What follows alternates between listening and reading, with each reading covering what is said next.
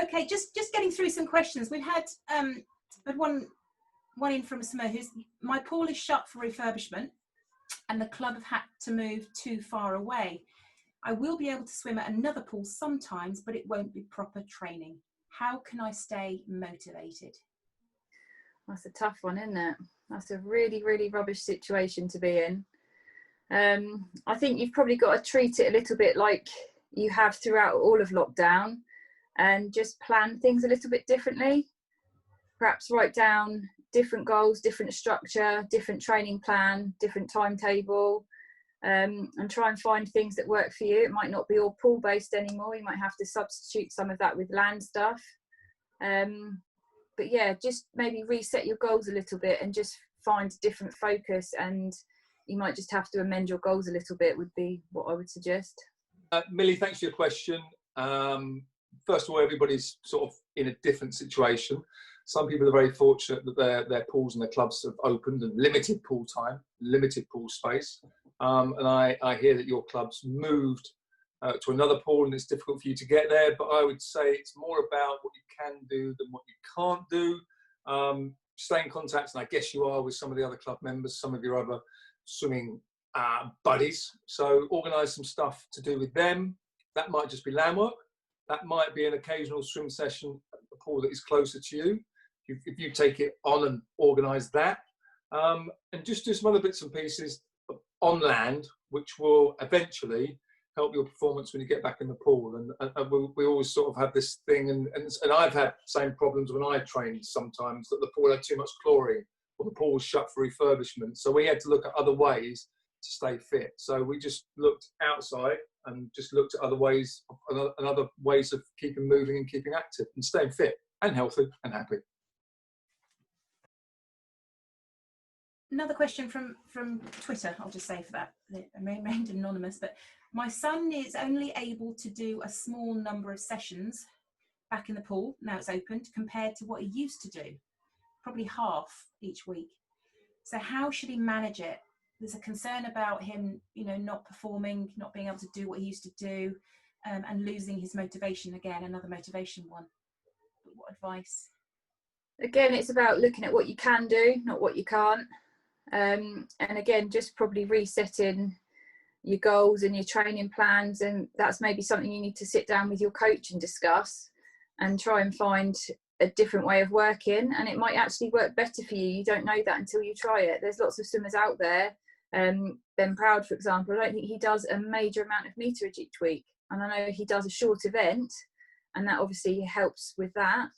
If you're doing, say, 1500, it might be a bit more of a concern. I'm not sure what event you do, but I think it's just having a different way of thinking about things nowadays. Yeah, I think it's important as well that you keep the engine going, so keeping your heart and your lungs working. So if you're doing like a 1500, then you're going to need to be able to have that CV element in your training. There's nothing wrong with cardiovascular training, isn't it? So there's nothing wrong with doing hill sprints, or if you don't like running, do it on a bike, or if you can get access to a gym, a rowing machine, whatever it is, just keep that element of your training up, along with all your resistance stuff as well. Yeah, because whatever you're doing now is going to build your engine stronger for when you get back in the pool. And a lot of these guys are, they're young and their bodies are going to be adapting and taking all of this extra training, or the different training, the different modalities, and they'll really get a lot stronger from it as well. So that's key. And again, having fun with it as well. Yeah, do not distance that you swim. I'm not sure if you're a sprinter or you're middle distance, long distance, but there's lots of different ways that can basically help what you do. I go back to, we've had lots of injuries in the past where we've been out of the water for a couple of weeks, a month, 6 months. So if you look at it in terms of that, you're not alone, because a lot of other people are in the same boat. If you're a sprinter, I only used to swim 5 times a week, an hour each time, and go in the gym for 2 hours 3 times a week. So I'm a professional athlete. So if you look at it in the short term, okay, I can't do what I'd normally do, but this might be a very, very good way of trying something different, which you might find that when you get back in the water, and being in the water is about feel ultimately, but the fitness that you've got on land will translate. You won't lose that feel, you won't lose that fitness that quickly, but you might find by training completely different or a little bit different, when you get back in the pool, that might really, really help you. And you might find you get huge gains or little gains, or you might step back a little bit, but just focus on different, try and train differently, cross train, but ultimately just stay positive, because it will be all right. So what's your go-to snack? Oh. Do you know, for me, it's probably dark chocolate. I'm sorry, I've always got it in the cupboard. Mint dark chocolate. Yeah, I do love raspberry jam on toast. Right. Nice. Oh, jam on toast. Yeah, I love it. Absolutely love it. I must admit, mine's probably mostly peanut butter, and I can put it on anything. Yeah. So. Well, peanut butter makes everything taste good, doesn't it? It does. Yeah.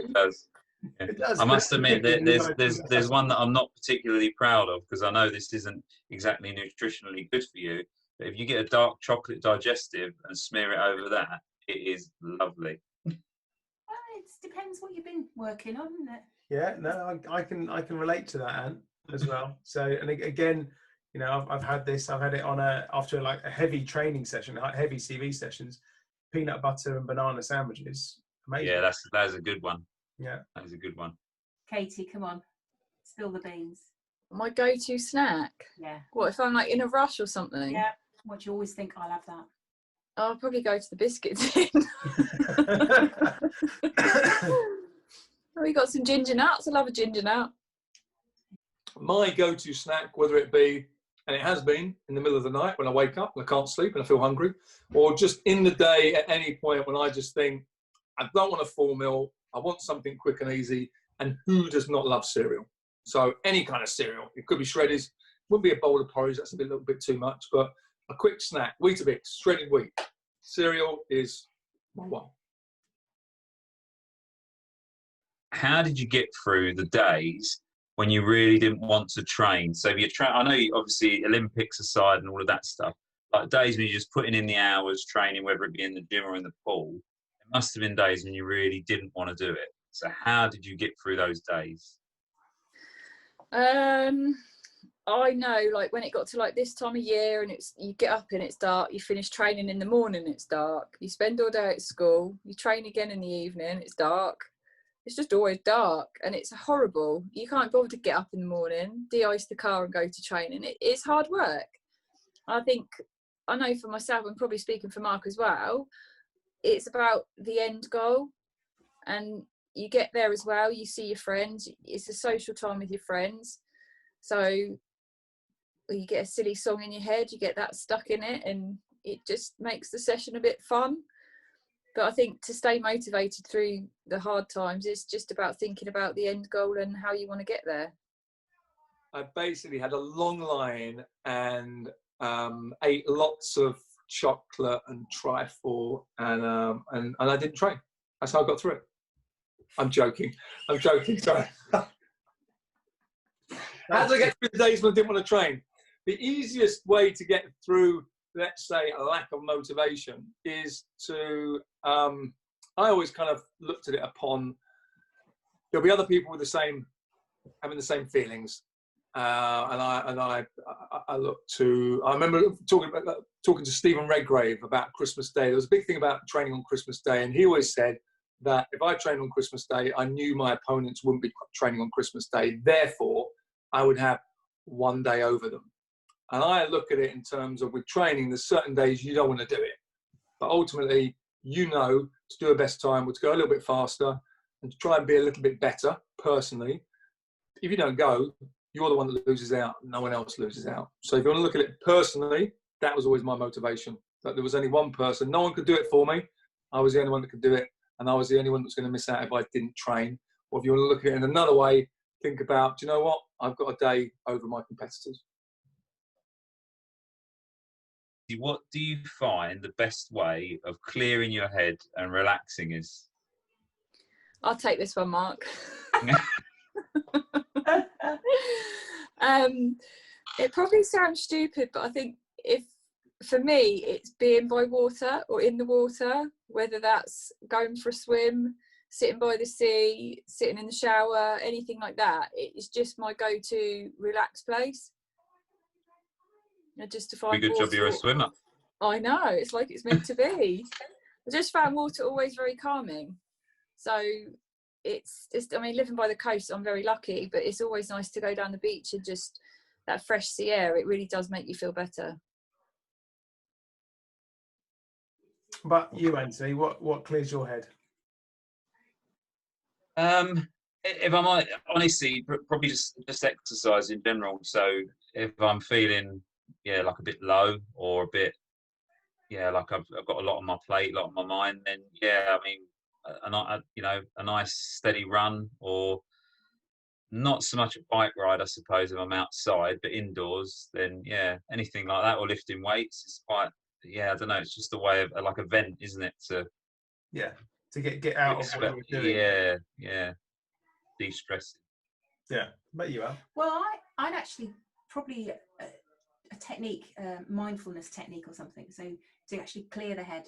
So meditation is a big one, and that can be really useful.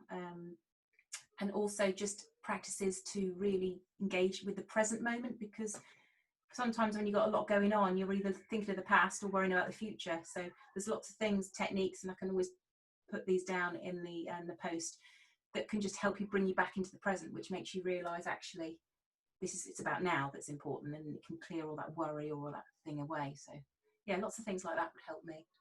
I'm a bit like Anthony, and so I love my running and getting out and a run, and that would just really help me to clear my head. Bike rides, weightlifting, or just sitting out in the woods, taking the dog out for a walk, just help me to just clear my head. And I love sometimes, just sounds a bit weird this, but it's being in a woods and just being able to sit down and just kind of look and listen. And I mean, the dog just sits there and stares at me as if to say, come on, we're supposed to be walking now. But it's just really nice to do that. And it's something different. Yeah, being outside is probably quite a big one actually as well, isn't it? I suppose that even going for a walk, like being outside does help. How if it's sunny, getting the sun on you, getting some vitamin D, or getting the wind sort of blowing into your face. It's really nice. It's just, crisp autumn day, going out for a walk is a lovely thing. Instantly, I'm 6 years old and I'm stomping through the leaves with my boots on. Awesome. So when you win a title, whatever it is, whether it's World Championship, Commonwealth, whatever it is, does that make you feel more pressure to win the next one? Yes, 100%. Yeah. For me, anyway, yeah. Yeah, because I think I know when I did the Commonwealth Games in '98, I went in with absolutely no one knew who I was, no expectations, nothing. And I went into the final ranked in 3rd place, and I came away with a gold medal, which I think was a shock for everybody. And then after that, for the next few years, it was really difficult because people are like, oh, I've got to beat her. She's the one to beat. Whereas normally you're the underdog, and it's easier being in that place because you don't have that pressure. And I think a lot of it is self-pressure, but I always find it a lot harder. So all kudos to like Michael Phelps in that, because I don't know how they back it up all the time. Because it's like becoming like the sort of target, I suppose, isn't it? I guess for everyone else. Yeah. Well, so like you say, then that is amazing. How I suppose some sports people manage to just win again and again. I mean, that must be like very difficult to do, I suppose. Yeah, I mean, one of my sporting idols growing up was Steve Redgrave. I mean, he got 5 Olympic gold medals back to back. I mean, phenomenal. Yeah. So my dream was to become Olympic champion, which I never achieved, and I went to 5 Olympics, but it never stopped me trying and believing. My first major international medal I won was 1986 Commonwealth Games, bronze medal. First championship I won I became world champion in 1993. And the interesting thing is that as a junior athlete, someone that's got goals, you've always want to achieve something, and you always want to get somewhere. And when you become world champion, you kind of go, yeah, I've made it, I've done it. And the interesting thing is, though, when you step on the block the next time, there is a little bit more pressure, and it's not from anybody else. I mean, everybody's looking at you because you're a champion, but ultimately it's the pressure you put on yourself because you want to do it again. And you kind of knew how hard it was to do it the first time. So the pressure is on, but at the same time, when you have done it once, you've proved yourself. And you should take a lot of confidence in that if you can do it once, you can do it twice, you can do it 3 times. And I ended up becoming world champion 6 times. 6 times. What's your favourite programme as a kid? Go on, Katie. Can't be I'm friends, thinking. weren't there? I know. I'm thinking. What age is a kid though? Because obviously there was different things that came in. Oh, there's always a technical one there, isn't there, Rob? The thing is, right, so I'm gonna have a little stab at this. So one of the most memorable, although there was only a few of them, was Mr. Ben. Oh, But it felt really like it small went kid, for ages. But it was only like 6 or 7 cartoons they did of it. Yeah. You Yeah. can't remember, Katie, see? No, I'm Too just busy thinking. swimming. There's quite a few I used to like. I'm revisiting some of them at the moment with Holly, so that's quite funny. So if Katie can't think, I'll go in with another one. So when we were at school, we had one called Wordy. And Wordy was like this, it's almost like a typewriter ball, and he would float and he would then tell different stories. And it was awesome. It was brilliant. So this is like late 70s, early 80s. Slightly before my time, I suppose, yeah. Well, I am ancient. Yeah. You might notice now that there is no one sat in that chair. So Ali's had to take the dog out to the toilet. Right. Oh, he come to us, bless him. But please, I need to go. So what are you watching with Holly again at the minute then? We're watching Gummy Bears at the moment. Nice. Isn't that just a sweet? That's just a sweet, no? Was that an actual programme? It was a programme about some bears and they drink some magic juice and they jump around everywhere. Wow. That's what happens to kids when they do have gummy bears. When they drink magic juice, yeah. Yeah, pretty much. There used to be a programme called Chock-a-Block. I can't really remember what it was. Oh, but I know love really liked that. Chock-a-Block. Yeah, I love that. It was great with the little car they came out on and that. Really yellow car. Yeah, that used to be good. Chock-a-Block. Do you remember, Ali? Oh, I can't remember. And I like Trumpton. That was pretty good. That was good, yeah. Trumpton. Trumpton was good. And Campbell Whitgreen. There's probably all that like Morph and Blue Yeah. Peter and Morph was excellent. I like Chaz better though. Chaz was hilarious. Play Was he Great. the grey He was one? naughty, wasn't he? Yeah, the grey one. Yeah, he was funny. The noise, isn't it? And so Play Away. What about why don't Swap you? Shop. Swap Shop, yeah, it was good on Saturday mornings. Why don't you as well?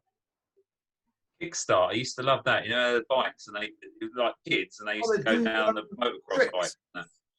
Yeah, Like little What's it called? kickstart. Kickstart. It's brilliant. And then have motorbikes like trials bikes and they'd go over obstacles.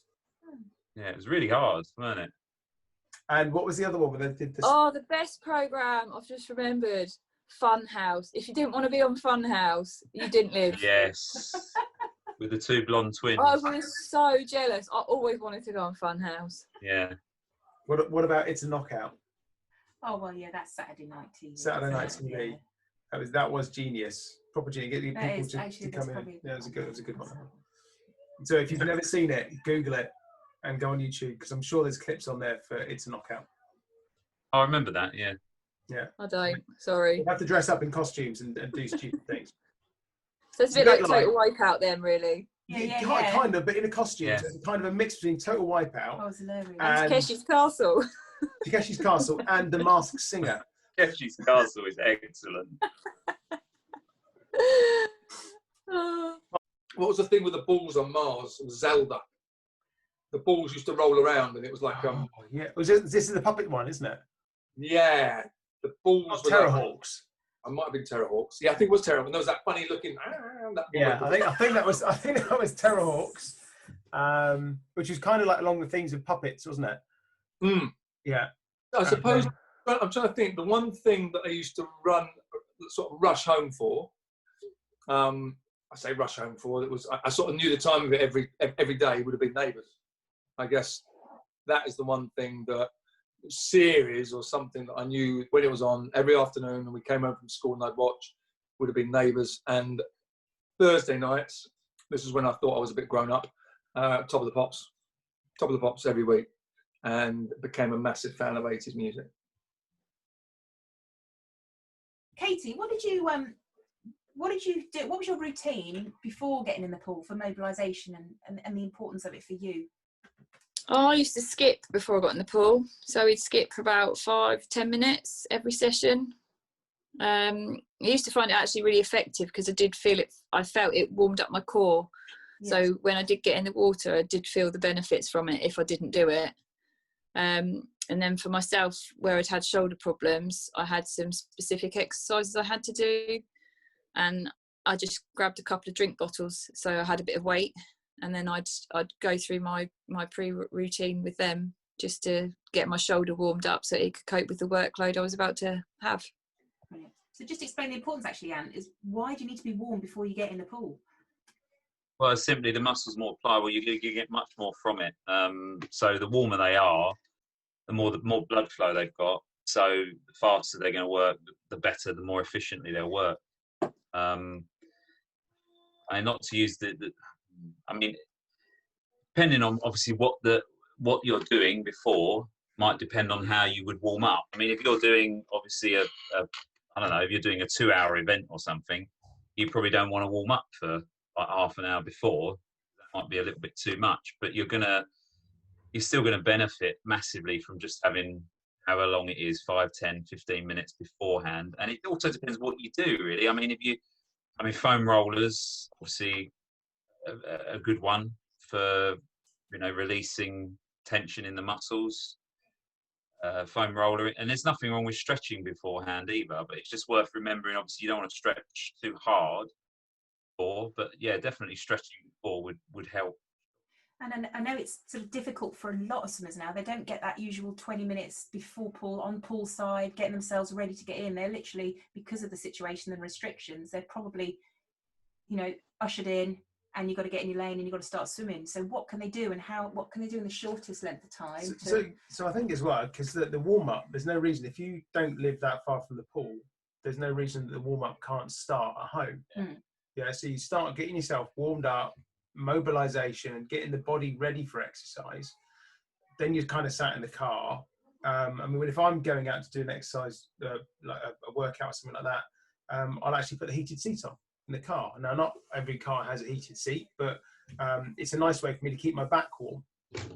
I've got a nice hot water bottle. Hot water bottle. Yeah, hot water bottle in there. Yeah, so anything like that, which kind of then just keeps those muscle groups warm. And you want kind of like layers of clothing, because you don't want to go. Yeah. We're coming into winter. You're going to leave the house, get in a cold car, and then you're going to travel to the pool. So having that warmth there. I mean, Katy, you've spoke about this before when you've been in the cool room and you've been kind of like keeping really warm and gloves and all sorts of things. Yeah, I always used to like having gloves on because I always get cold hands and feet. So for me, it was keep the extremities warm. And then I felt ready to go a bit better. Yeah, and if you're wrapped up, the warmth is there. I mean, you can warm up with a hat on, you warm up with extra clothing on. As you start to get super warm, you start taking layers off. But there's definitely things that they can do as they're on the way to it's sat in the car. I mean, you can start moving the shoulders, rolling the shoulders, squeezing the glutes, doing all sorts of things to start getting the body warmed up as well. So but yeah, it's a really good point, because if you're just rushing into something, then there is more likelihood that if you're slightly late, you're going to miss part of your warm-up if you're not doing things already. Yeah, then what you're actually doing then as well, if you do that too, I mean, you might get away with that a few times, obviously, but doing that too often, you're probably pushing your chances more and more of getting an injury. And then that's going to be detrimental to you, because then obviously you're going to miss a bit of training. And so it is important. I mean, equally, you could, obviously, I know if you push for time, it's difficult, but even just doing some basic bodyweight exercises before you get in would help. Like squats, things like that. Press ups. I mean, you don't have to do full press ups. If you could do them on your knees or whatever, so there's less weight there. I mean, I know at our pool you stood outside waiting before you go in with one of the COVID reps. So there's nothing stopping you, like just gentle jogging on the spot, like you said, doing some press ups. You're stood by the wall. You could just use the wall to help you with some of those things as well. Yeah, a few star jumps, something like that as well. Obviously, maintaining social distancing whilst star jumping is key. Well, that would be perfect to help you in the right distance, wouldn't it? Exactly. There you go. In other words, if you're hitting each other in the face, you're too close. I might do this when I go shopping now.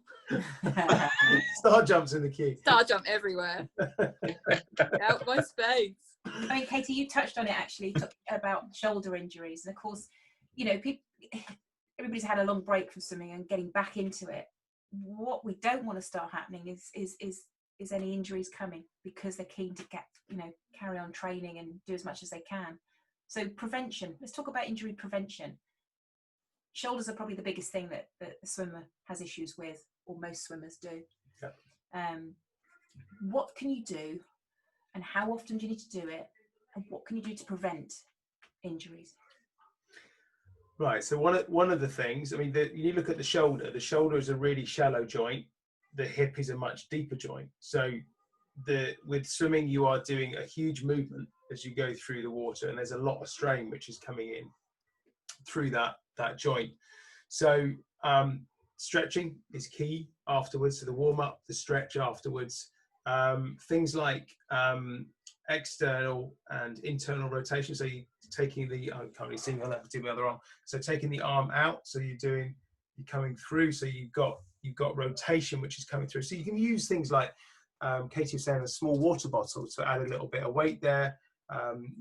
All sorts of different movements that you can start to do to just help to strengthen that rotator cuff and strengthen the shoulder. But definitely stretching is a key one that has to come into. Yeah, something as well that I know obviously for youngsters, it might be slightly different. I mean, I suppose they spend a lot of time these days on iPads and stuff. But I mean, something I see with quite a lot of people is, they pick up injuries or they pull muscles.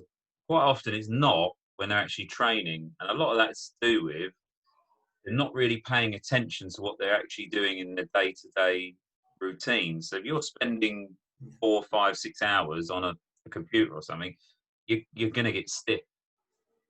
So it's important to become a little bit more aware of what your body, body aware of what's going on during the day. And it's really weird, because if you start to think about it, you start to realise silly little things you do. Like, I remember for years, I used to do this really bad habit of I'd sit on the sofa or lay in bed or whatever, and I'd do that, like on that arm. And then I'm doing weights, and I'm like, why is this hurting so much on this arm? And it basically works out it's because I've been doing that so long. It's worth becoming a little bit more aware of what you're doing through the day, and that starts to make you think about posture and stuff like that, which is obviously for swimming really, really important. Yeah, and I know a lot of the schools, like, you're in your little bubbles or your zones, and you are in the same room all day. So I think it's making sure that at the end of that lesson, you do stand up from your chair for 5 minutes or a couple of minutes. Just get the blood flow back to your head, and just let your body move and change position. It's vital that you do that, because I think otherwise you're sat for such a long chunk of the day, you're not moving around the school like you perhaps used to be doing, and it does have an impact on you. Yeah, I think that's a good point. It's children, and it's equally as parents, isn't it? With people working from home, not moving around as much. The posture is key, because we're kind of sat down during the day, both children and parents. You sat down writing things, you become more rounded across the shoulders, because you're bringing your shoulders in and sitting down. It's a bit of a recipe for disaster, really. So that movement is key. I've been complaining at one guy I trained for about 5 years to try and get a stand-up desk. He's just done it. Right. Yeah, and they're so good, because you burn calories as you're standing up. Yeah, but equally your hip flexors are not restricted, because you're not in that seated position, so the body can breathe a lot more. Yeah, our body's not designed to be stuck in one position for long periods. It's just not the way we're made, is it? So. No, we're designed to move. Whether it be water or running or cycling, whatever it is, we're designed to move. Yeah. And do you know one interesting thing is that whenever I do a yoga session, I feel about 3 inches taller when I've finished. And it's that whole stretching, the whole part of that makes you just elongate your whole body, and I'm sure it works. Once this, I'll sign up tomorrow. Right. Yeah. Hanging upside down.